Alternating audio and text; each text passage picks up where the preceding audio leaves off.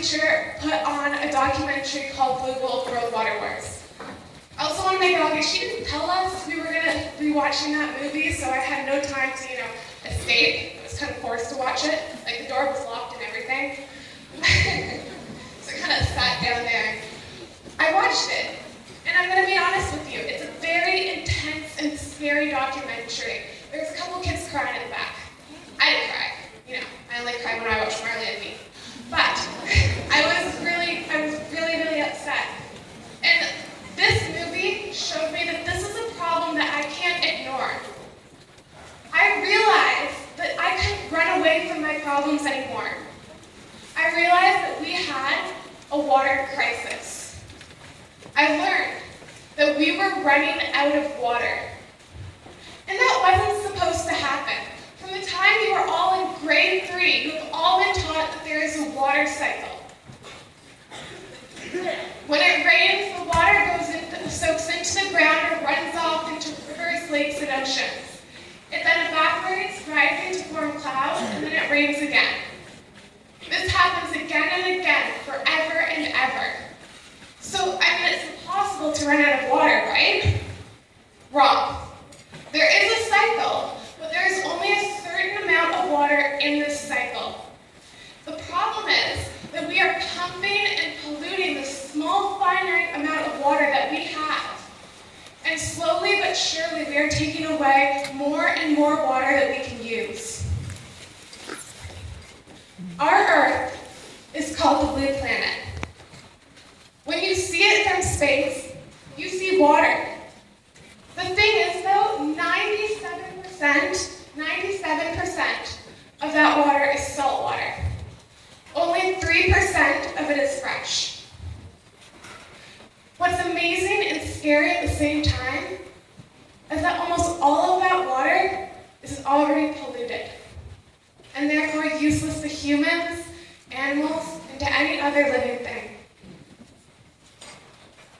Nearly 1.6 billion people live in severe conditions where water is either filled with so much waste and chemicals that it is undrinkable, or there is barely any water at all. Sometimes it's both. The water crisis is already affecting so many people around the world. If you Google running out of water, you will find thousands of these pictures. Thousands. If we don't do something soon, it's going to affect us too. You see, Canada is one of the 3 water-rich countries in the world. So when the rest of the world runs out of water, they're going to look to us for a source of water. And we will be in the middle of a world water war. And what really scared me is that they were saying this is going to happen within 10 to 20 years from now. Now, everything I just told you, all of those facts, is what I saw in the movie. Now you understand why there are people crying in the back, okay? This was a scary movie. And that's when I realized that I needed to do something. I couldn't sit back and just go home and watch Phineas and Ferb and pretend everything was okay. No, this time it was serious. I needed to do something. So I came home that night, and I came home to my mom, and that's when I cried. And I was telling my mom, we have to do something, we have to do something. You don't understand, we're running out of water, we have to do something. My mom's making dinner, and she's, waving me off. She said, Robyn, I'm trying to cook lasagna here. And she told me, if you really, really want to do something, just write the mayor. And that's what I did. I wrote Mayor Mark Garrettson, and I told him that I was scared. But before I sent the letter, I wanted to be prepared. So I emailed the director of the movie, Sam Botso, saying, what should I ask the mayor to do? Because the last thing I wanted to do was go up there, tell him how scared I was, and then have him pat me on the back and tell me everything was fine. You're going to be fine. Kingston's a very, we have lots of water. Everything's going to be okay. I didn't want that. I wanted to do something. So Sam Botso connected me with Maud Barlow. Have any of you ever heard of Maud? Yeah, I got one person. I'm pretty sure that's a teacher. Come on, guys. Maud starred in the movie Blue Gold, and she is the national chairperson of the Council of Canadians. She told me if I wanted to do something, I could ask my mayor to make Kingston a blue community. A blue community is a community that treats water as belonging to no one and is the responsibility of all, like it should be. It must be governed by principles that allow for reasonable use, equal distribution, and responsible treatment in order to preserve water for nature and future generations like you and me. In order for a community to become blue, 3 resolutions or 3 laws must be passed by the city's council. The first one is to ban the sale of bottled water in public facilities and at municipal events. Now this means that any public facility that's owned by the city or operated by the city, any skating rink, any library, they can't sell any bottled water there. And any city-operated event, like any parades that are run by the city, they can't have vendors selling bottled water there. Now before I go any further, I want to ask each and every one of you here, how many of you have drank bottled water before? Wow. Okay, I am disappointed in you. But my hand's kind of raised too. I know what you're thinking. The crazy water girl up there drank bottled water? My God. Yeah, I did. I didn't see any problem going to the corner store and buying a bottle of water. But that was before I learned all of the facts about bottled water. That was before I learned that it takes 3 to 5 liters of water to make 1 liter of bottled water. That was before I knew that bottled water companies require massive amounts of fossil fuels to manufacture and to transport their bottled water, which contributes to our climate change. That was before I read that the production of water bottles requires use of 17 million barrels of oil a year. If you think about it, the whole idea of bottled water is actually kind of ridiculous. It's environmentally destructive, and more importantly, unnecessary. We have tap water. In fact, when bottled water was first introduced, people laughed at it. Water's free, people said. What are they going to sell us next? Air? So how did they get people hooked onto buying bottled water? Everybody drank tap water. Why would they go out and buy something they already had, which was even more expensive? And that's where the bottled water companies came in. They put up ads saying that their water is safer than tap water. And this isn't true. For any of you who don't drink tap water because you think it's dirty, I'm here to tell you it's actually a lot cleaner than bottled water most of the time. Because bottled water is regulated as a food product under the Canadian Food Inspection Agency. Now this means that water bottling plants that's the next word. Yeah, they're inspected on average only once every 3 years. So the people that go and create this bottled water place, they only check it, they only have a health person come in and make sure everything's clean once every 3 years. That's the required amount. Municipal tap water is tested continuously. The mayor of Barrie told me that his city checks their water every 2 to 3 seconds. There was an article that I read in the Toronto Sun that said less than 50% of the water bottles Torontonians consume every day are actually being recycled. Now this means as many as 65 million empty plastic water bottles per year end up as garbage in a landfill waste site. And that's just Toronto. Bottled water is a convenience, but we are at the point where our earth can no longer support convenience. We were all fine before bottled water came to be, and we will all be fine without it. The second resolution for becoming a blue community is recognizing water as a human right. Now this means that no one should go without water. Everyone should have access to clean, fresh water. And no one should go thirsty because they don't have any water to drink. The third and last resolution to becoming a blue community is promoting publicly owned and operated water and wastewater services.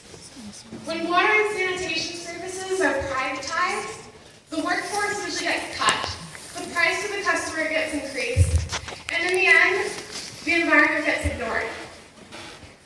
After bringing all of this up to my mayor, he told me that I should come and speak to City Council to try and get Kingston to become a blue community. And so, on September 20th, 2011, I went and I got Kingston to pass the Human Rights Resolution, and they declared themselves a blue community.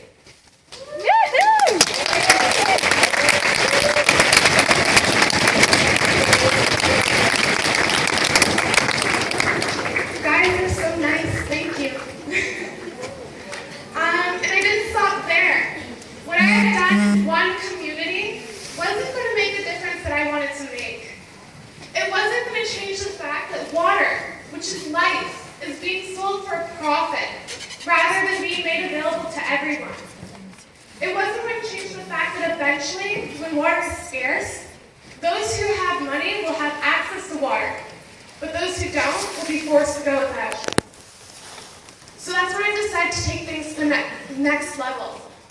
I wrote letters to almost 50 mayors across Ontario, asking if I could come and present to their council to try and make their community a blue community. And the response I got was mind-blowing. I realized that mayors wanted to hear from me. They wanted to hear what I had to say. I still remember, the mayor of Ajax call me on a Saturday morning when I was still in my tweedy pajamas and to tell me that he got my letter and that he had actually brought it to council and now Ajax is a blue community. So, I mean, that's pretty amazing. I don't even think they work on Saturdays.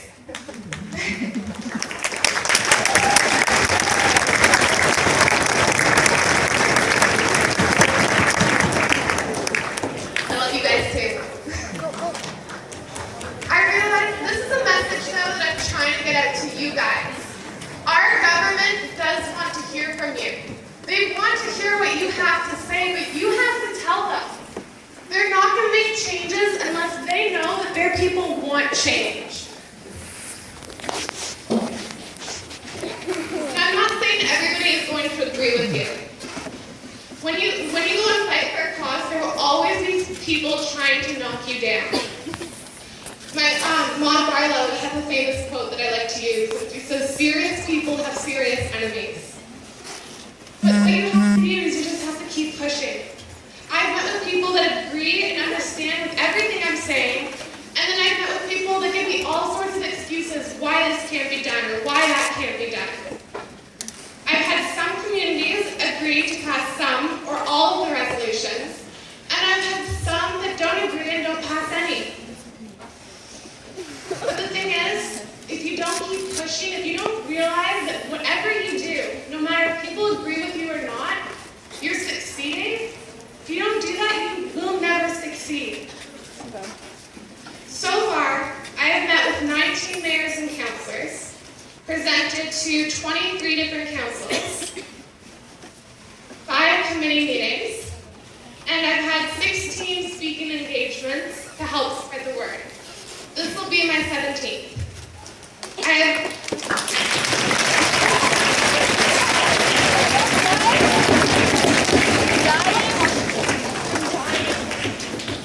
So far, I've made 7 communities blue communities, and I've gotten several others to pass 1 or 2 of the 3 resolutions.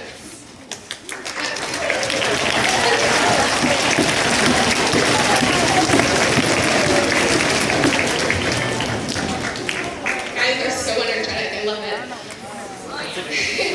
Now this is what one teenager can do, okay? This isn't just what one person can do. I did most of this when I was 12 and 13, okay? This is what one person can do. Can you imagine if every single one of you decided to do something to stand up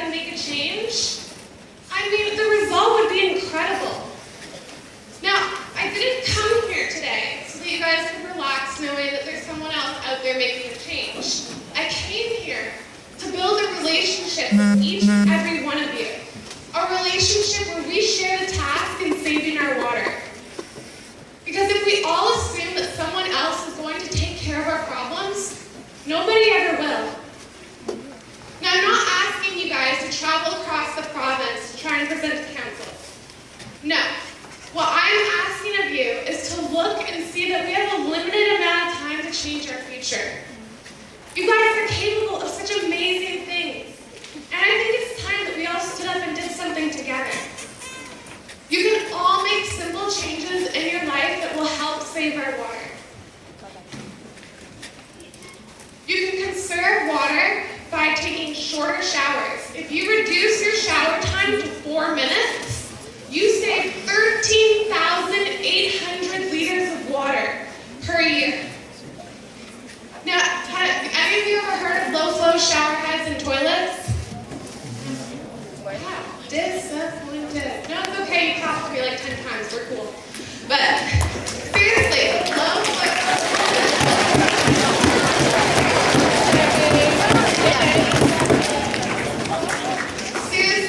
low-flow shower heads, they limit the amount of water that you're using. And to be honest, a lot of the water you're using in your shower and toilet is completely unnecessary. The amount of water that we use to flush our toilets is more than the average African-American person has access to. Your toilet uses, on average, 8 liters of water. The average person in most African countries has access to less than 5 liters of water per day.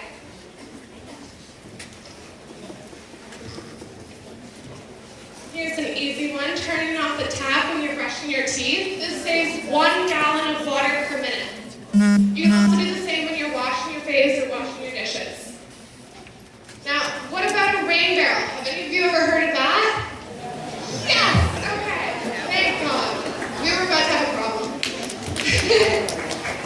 A rain barrel collects rainwater and stores it for later use. Instead of using municipal water to toss to water your lawn and garden, you can just hook up a hose to one of these things and then water your lawn and garden for free.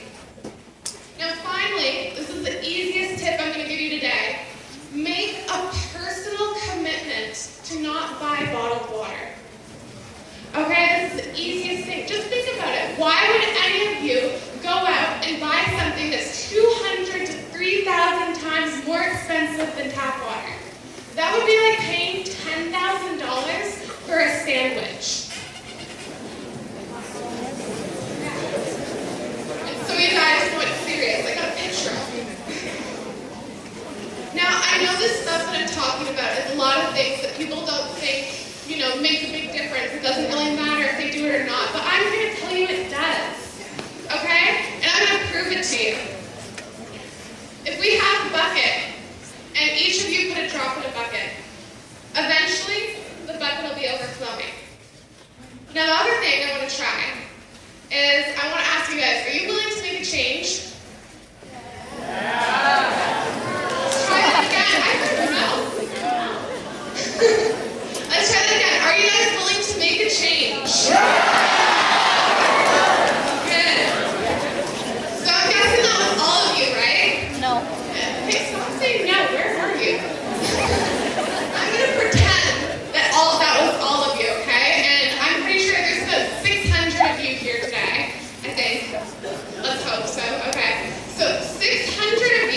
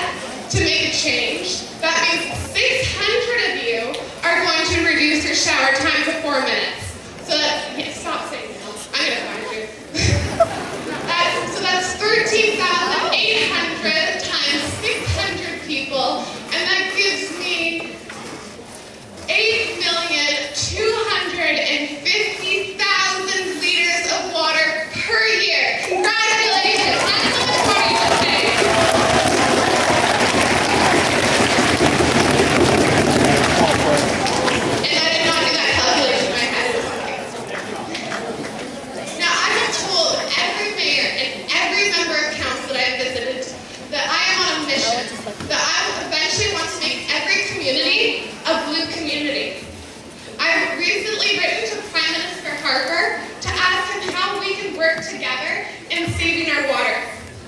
I've written to the premiers of our provinces, David Suzuki, and many others to keep our focus on the problem.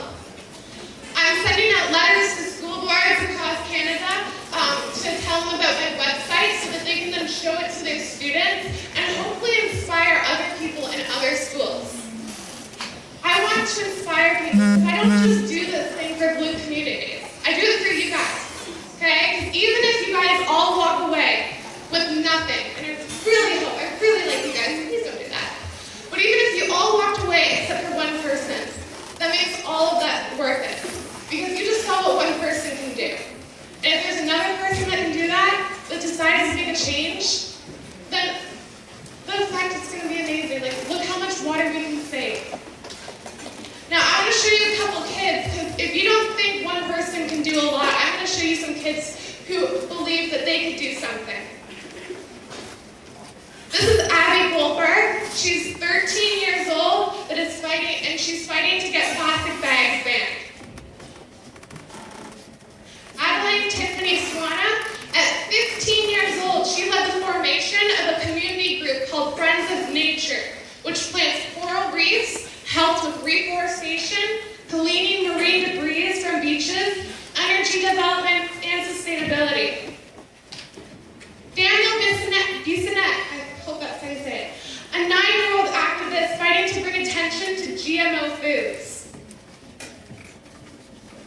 Xander Scrooge, at age 11, created Turtle Talks, an interactive sea turtle seminar for children. Olivia Wooler, at 11 years old, raised $200,000 to help save wildlife affected by the Gulf Coast oil spill. Wyatt Workman, a 10-year-old ocean activist who makes movies, books, and arts that he then sells to raise money for Oceana. And the list goes on and on. Cassandra Lynn, Kelsey Giuliani, Nellie Schutt, Christina Segres, and Lucy Shrine. I'm just going to call you Martinez. And of course, I'm sure you all know, Sabrina Suzuki.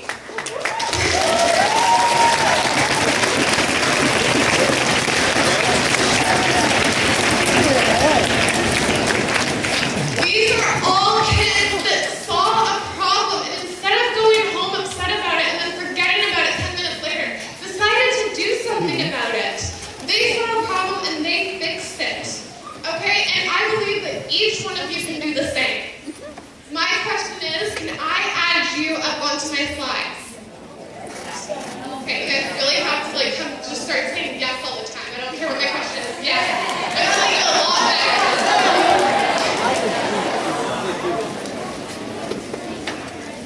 If you guys have a passion for something, you can accomplish anything. I want all of you to help me save our water, and I want all of you to fight for a cause, whatever it is, whatever your passion is. There are many problems in the world that man has created, but that doesn't mean that man cannot fix them. I believe in the power of one.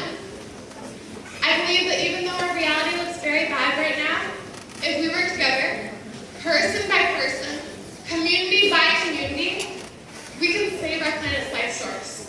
But it's up to you whether or not you're going to make that difference. Thank you.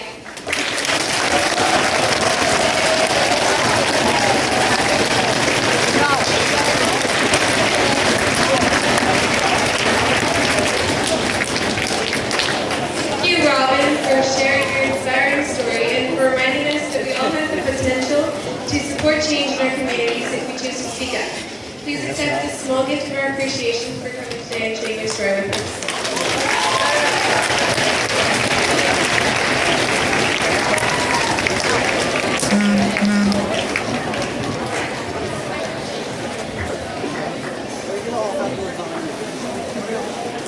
Ha ha ha.